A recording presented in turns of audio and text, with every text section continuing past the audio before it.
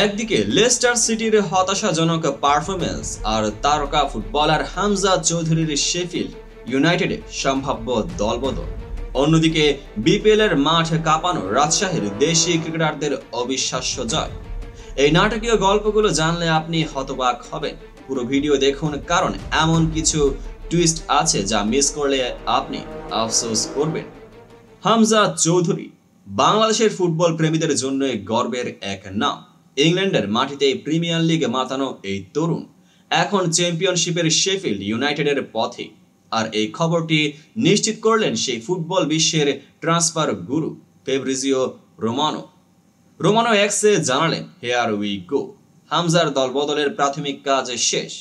চলতি মৌসুমের বাকি সময়টুকুতেই ধারে শেফিল্ড ইউনাইটেডের হয়ে মাঠ মাথাবেন এই তরুণ।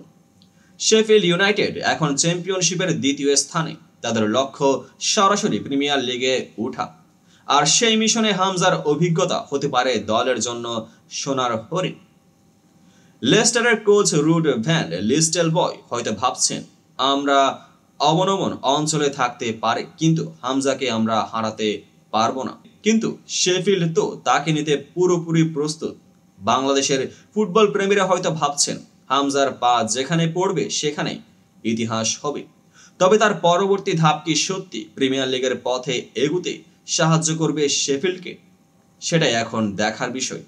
এবার নজর দিই বিপিএল এর দিকে। দুর্বার রাজশাহী নামটি যেমন, কর্মকাণ্ড যেন তাই। পারিশ্রমিক বকেয়া, বিদেশি খেলোয়াড়দের ম্যাচ বয়কট, হোটেল পরিবর্তনের নাটক, সব মিলিয়ে রাজশাহীর গল্প যেন পুরোপুরি সিনেম্যাটিক। রাজশাহীর এমন কর্মকাণ্ডে বিপিএল টেকনিক্যাল কমিটিও তাদের নিয়ম শিথিল করে দেয়।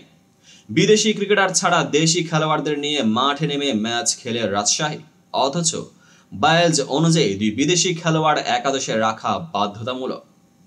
রাজশাহীর এমন কাণ্ড দেখে মনে হয়, কাগজে কলমে যে নিয়ম, মাঠে সেটা সবসময় প্রয়োজন নাও হতে পারে। অথচ এমন বিশৃঙ্খলার মাঝেও তারা মাঠে নামলো আর জয়ও পেল।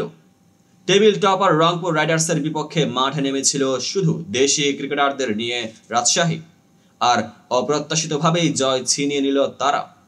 রংপুরের অপরিচিত জয়রথ থামিয়ে দিল রাজশাহীর দেশি ব্রিগেড।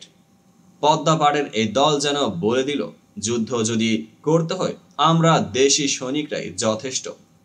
কিন্তু এই জয় কি শুধুই অঘটন, নাকি দেশি ক্রিকেটারদের লড়াইয়ের প্রতিফলন? তবে রাজশাহীর এমন বিতর্কিত কর্মকাণ্ডে এবার কঠোর হতে যাচ্ছে বিসিবি। মিডিয়া কমিটির চেয়ারম্যান ইফতিখার রহমান মিঠু জানিয়েছেন, তাদের বিরুদ্ধে আইনি পদক্ষেপ নেওয়া হবে, তবে সেটা প্রক্রিয়ার মধ্য দিয়েই হবে। বিসিবি প্রেসিডেন্টের হস্তক্ষেপেও পুরো পরিস্থিতি যেন রাজশাহী ঠিকভাবে সামাল দিতে পারেনি। বিদেশি খেলোয়াড়দের পাওনা না মেটানোর অভিযোগ, হোটেল পরিবর্তন, সবকিছু মিলিয়ে ফ্র্যাঞ্চাইজিটির বিরুদ্ধে তদন্ত শুরু করেছে বোর্ড। বিসিবি হয়তো ভাবছে, ট্রফি জেতার আগেই টেবিলের বাইরে এত কিছু করলে মাঠের ক্রিকেট কি করবেন? তবে রাজশাহী যে তাদের জয় দিয়ে কিছুটা হলেও প্রমাণ করেছেন, তারা সহজে হার মানবে না। হামজা চৌধুরীর দলবদল কি শেফিল্ডের প্রিমিয়ার লিগে ওঠার স্বপ্ন পূরণ করবে? আর রাজশাহীর বিতর্কিত কর্মকাণ্ড কি তাদের বিপিএল এর ভবিষ্যৎ অনিশ্চিত করবে?